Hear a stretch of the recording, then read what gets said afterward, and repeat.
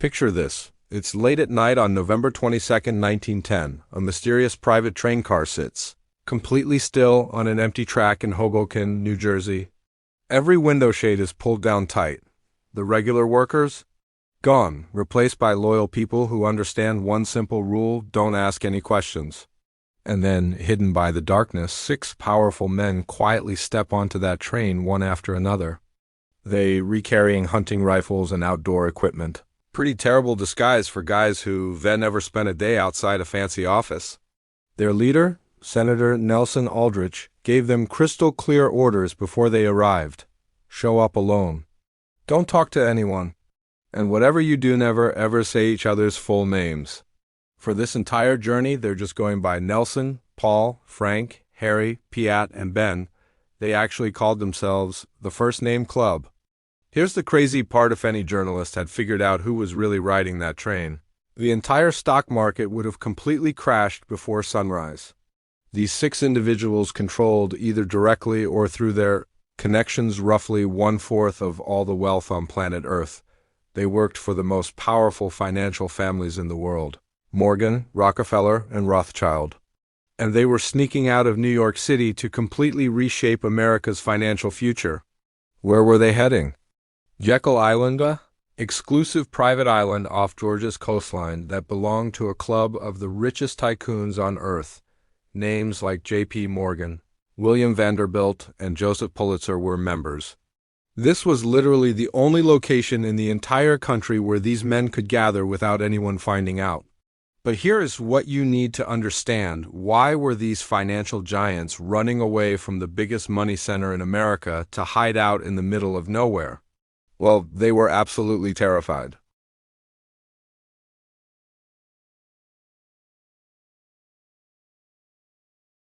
The Panic of 1907 was a financial disaster unlike anything you can imagine. The stock market dropped by half. People rushed to banks across the country trying to pull out their savings. And here's the thing: there was no Federal Reserve back then to print emergency money. There was no FDIC protecting people's deposits. Everything was private and unprotected. During that nightmare, the government couldn't do anything to help. The U.S. Treasury was basically empty. The only reason America didn't collapse into complete chaos was because one single person, J.P. Morgan, literally locked all the top New York bankers inside his personal library and forced them to combine their money to save the system. Morgan basically became a central bank all by himself. He rescued the economy, but this whole situation scared the banking elite to death. They suddenly realized something important. America's economy had gotten way too massive for just one person, even someone as powerful as Morgan, to rescue anymore. Next time the markets crashed, they didn't want to risk their OWN money to fix it. They wanted a system that could use public money to protect private wealth. They needed an emergency lender that had legal authority to create money literally out of nothing. But they had one enormous problem standing in their way. People still remembered when President Andrew Jackson destroyed the second bank of the United States. That memory was burned into American culture. The public deeply distrusted Wall Street, and they were completely right to believe that a central bank would just be a weapon for wealthy people to control everyone's money. If voters discovered that bankers were creating legislation to establish a central bank, Congress would literally set that bill on fire. They had to build a central bank that didn't look like a central bank. They had to create a monopoly that appeared to be a government service. The brilliant mind behind this entire operation was Paul Warburg. Paul was born in Germany and worked as a partner at Kuhn, Loeb and Company. He represented the old European banking families. When he looked at America's banking system, with its thousands of separate independent banks, he thought it was messy and outdated. He wanted to create something modeled after Germany's Reichsbank or England's Bank of England, where one central authority controlled interest rates and the money supply. Sitting across from him was Senator Nelson Aldrich, who happened to be John D. Rockefeller, Jr.'s father-in-law and the single most powerful politician in the entire U.S. Senate. Aldrich brought the political power. He understood that to get Warburg's vision passed into law, they'd have to pull off a massive trick. They absolutely could not call it a central bank. They needed to create a bland, boring, bureaucratic-sounding name that made it seem like just another government department. They finally decided on the Federal Reserve System. Also on that train were Frank Vanderlip, president of National City Bank, representing Rockefeller's interests; Henry Davison, a top partner at J.P. Morgan; Benjamin Strong, head of Bankers Trust and Morgan's personally chosen lieutenant; and a Piatt Andrew, the assistant secretary of the Treasury. They weren't just writing a new law, they were basically planning a takeover. They were designing a system where America's money supply would not be controlled by gold or by Congress anymore, but by a group of bankers that nobody elected. Their plan was to create a system where regular taxpayers would take all the risk, but the banks would own all the rewards. When banks made profits, they'd keep every dollar. The train finally pulled into Brunswick, Georgia, and the group took a private boat over to the island. For the next 9 full days, they locked themselves inside the clubhouse. They worked 14 hours every single day, debating interest rates, reserve requirements, and how to structure the 12 regional banks.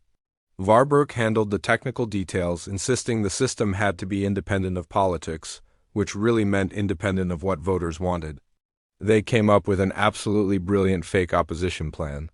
When the bill eventually got introduced to Congress, Aldrich, a Republican everyone knew was connected to Wall Street, would present one version of it. The Democrats would attack it hard, calling it a banker's bill. Then the group would secretly slip the real version, the Federal Reserve Act, to the Democrats, who would present it as a compromise that supposedly controlled the bankers. The bankers would then publicly pretend to hate the Democratic bill, screaming that it was socialism and would destroy finance. The public, watching the bankers throw a fit, would naturally assume the bill must be good for regular people and would support it. This was psychological manipulation at its finest, and every single detail was planned in that clubhouse. Back in November 1910, by the time they packed up and left the island, the Aldrich plan was finished. It included every tool they needed to take control of America's entire monetary system. Number 1, the power to print money in the form of Federal Reserve notes backed by debt. Number 2, the power to set interest rates, which is basically price fixing for money. Number 3, the power to bail out member banks using the public's own currency. They gathered their unused hunting equipment, they never shot a single duck during this trip, and headed back to New York. The First Name Club had successfully written the plan that would eventually destroy the value of the US dollar, but they wouldn't make it happen for another 3 years. They needed to wait for exactly the right political crisis to force it through Congress. That crisis would come in 1913, with the election of a brand new president who owed his entire victory to the exact same men who had just left that island. When the Jekyll Island conspirators returned to New York, they kicked off one of the most sophisticated political schemes in all of American history. They had their blueprint ready, the Aldrich plan, but they were facing what seemed like an impossible political obstacle. The Republican Party, led by President William Howard Taft, was losing its control. The American public was caught up in the progressive era people's movement that absolutely despised monopolies, corporate trusts, and especially Wall Street bankers. If voters figured out that this new banking bill was actually written by the same men they wanted thrown in prison, the entire plan would die immediately. The conspirators realized that the Republican Party, their usual tool for getting things done, was now actually hurting them. To pass the Federal Reserve Act, they needed to take over the other side. They needed a Democrat. The person they chose was Woodrow Wilson, governor of New Jersey and former president of Princeton University. Wilson was the perfect candidate, an intellectual idealist who thought he could save the world and, most importantly, someone who knew absolutely nothing about how banking actually worked. He was like a blank canvas where Paul Warburg and the other Jekyll Island planners could paint their own version of reform, but Wilson wasn't the obvious choice to win. And Taft had already promised to reject any bill that created a central bank. The bankers realized that to put their guy in power, they had to take down the sitting president. They needed to split the Republican vote in half. Enter a man named Colonel Edward Mandell House. House was a shadowy political operator from Texas, someone who never ran for office himself but controlled enormous power behind the scenes. He became Wilson's handler and the secret connection between the banking elite and the Democratic candidate. But the real genius move came from funding a third-party candidate. The bankers, specifically people working for J.P. Morgan, quietly pushed Theodore Roosevelt, the former president with a huge ego and populist appeal, to run as an independent on the Bull Moose ticket. They knew Roosevelt had zero chance of actually winning. That wasn't their goal. Their goal was to pull enough votes away from Taft to hand the presidency to Wilson. The strategy worked perfectly, like a mathematical equation. In the 1912 election, Taft and Roosevelt split the Republican voters right down the middle, and Woodrow Wilson slid into the White House with only 41% of the popular vote. The first-name club had successfully placed their puppet in power. With Wilson now president, the deception moved into its second stage, the rebranding phase. The Aldrich Plan, which was now damaged because it had a Republican senator's name on it, got thrown out publicly. Instead, the Democrats introduced something called the Glass-Owen Bill. Here's the kicker: it was almost exactly the same as the Aldrich Plan in every important technical detail. It created a central bank with the authority to print currency and loan money to member banks. But the packaging was totally different. Instead of one central bank located in Washington, which sounded like a dictatorship, it proposed 12 regional Federal Reserve banks, which sounded like local democracy and states' rights. This was Paul Warburg's brilliance showing through.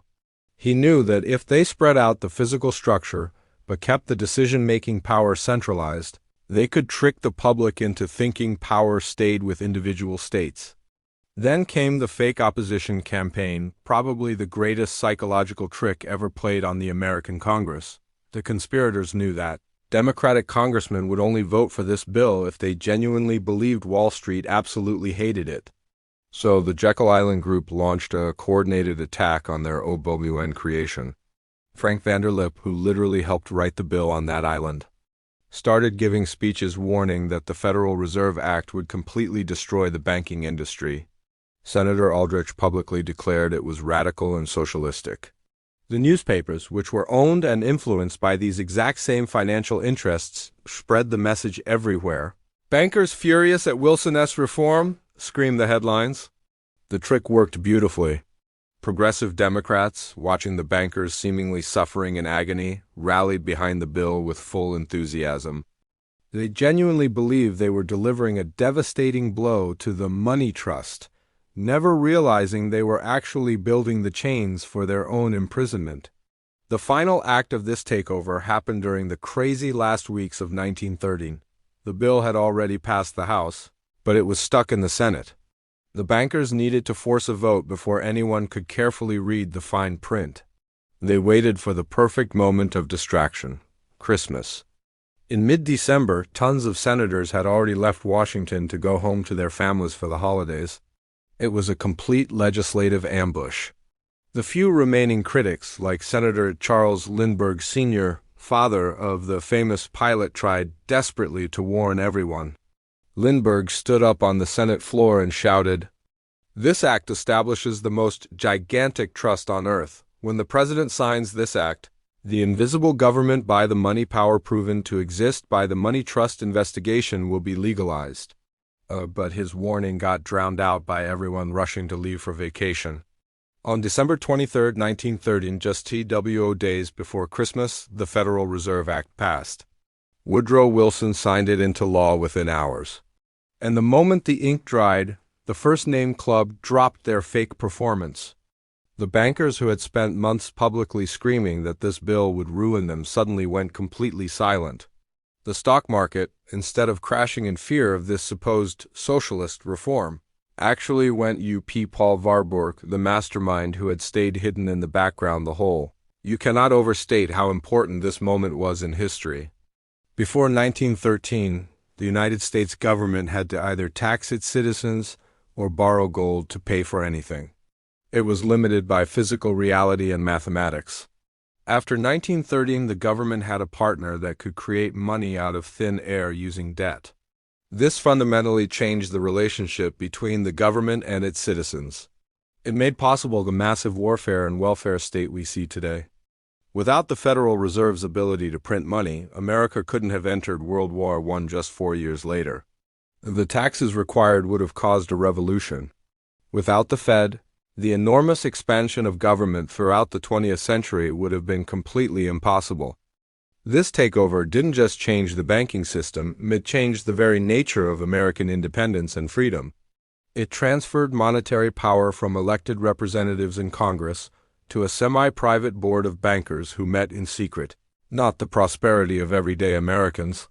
As the years rolled by, the First Name Club watched their creation slowly drain the wealth from the entire nation. In 1913, one single dollar could buy you 10 loaves of bread. By 2026, it takes $10 to buy just one loaf. This 99% loss of value wasn't some market accident. It was a feature of the system they designed on Jekyll Island. Inflation is the hidden tax that the Federal Reserve charges for the privilege of existing. Invisibly sucked value from their wallets every single year as long as you called it monetary policy instead of theft. Woodrow Wilson, years later, while dying, supposedly realized the massive betrayal he had committed. He's widely quoted as saying, "I am the most unhappy man alive. I have unwittingly destroyed my country." Therefore, the growth of our nation and all our activities are in the hands of just a few men.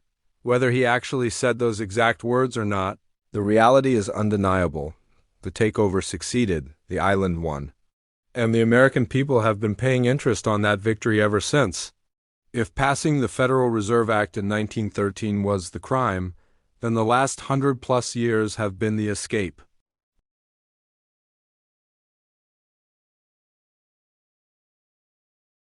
They created it to institutionalize something called the Cantillon effect.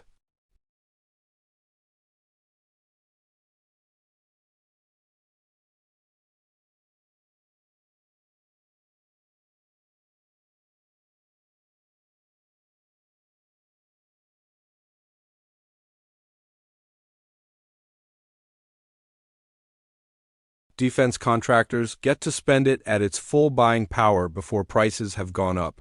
By the time that same money finally trickles down to the regular worker in the form of a paycheck, the prices of those assets have already shot through the roof. The money has been watered down and weakened.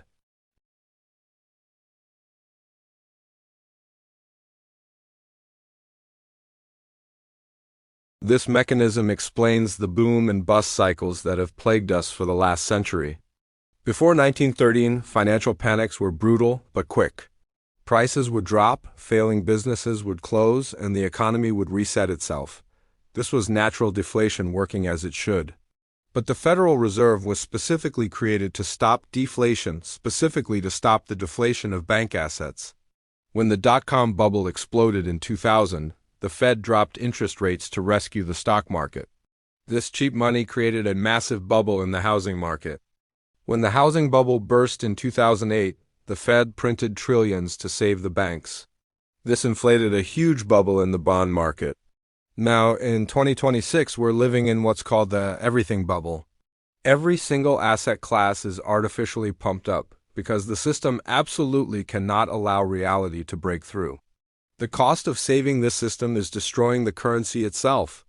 The men on Jekyll Island built a machine that can only run in one direction: inflation. This brings us to the biggest lie in modern economics, the 2% inflation target.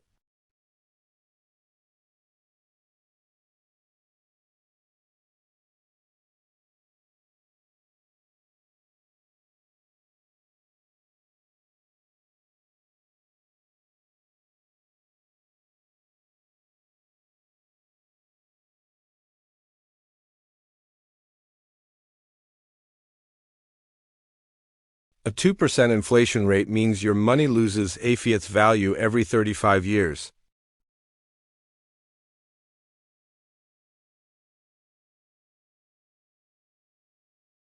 You can't just save anymore.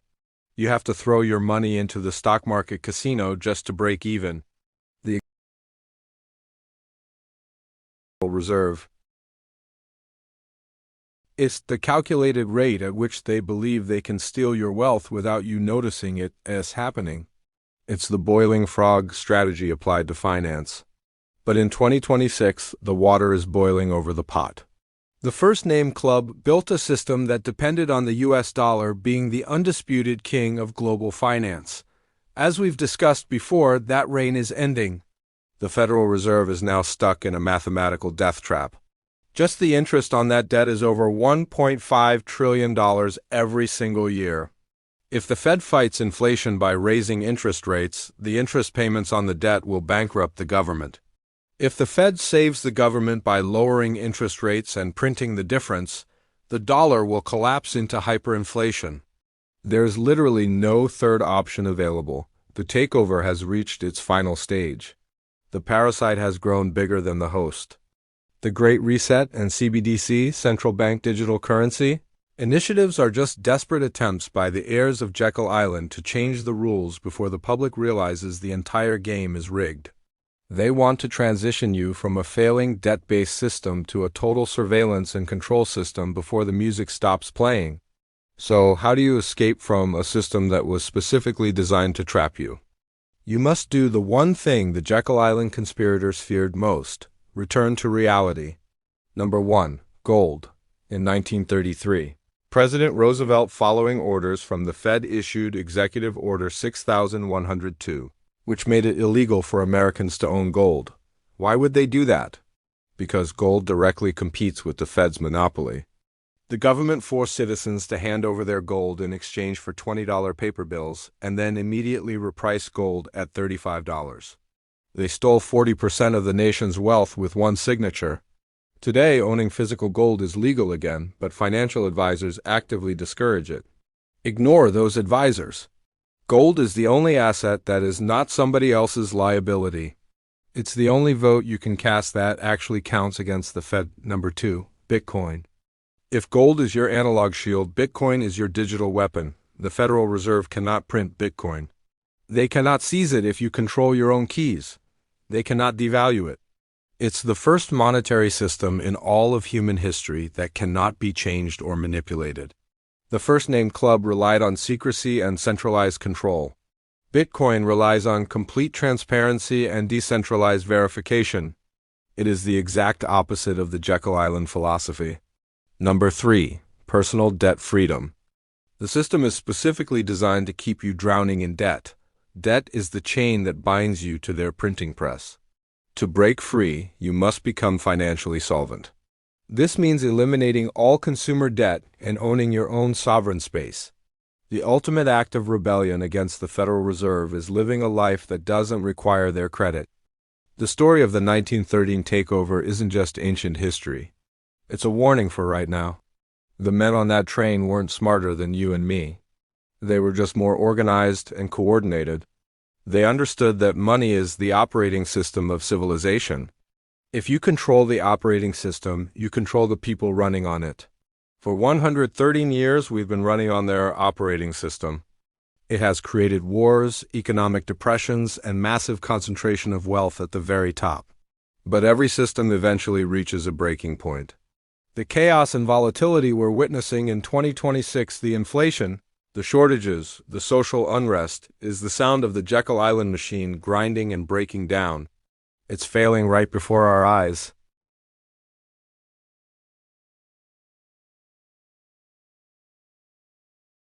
The First Name Club is dead and gone. The sovereign individual is rising up. The train has left the station. But this time, you are the one in control.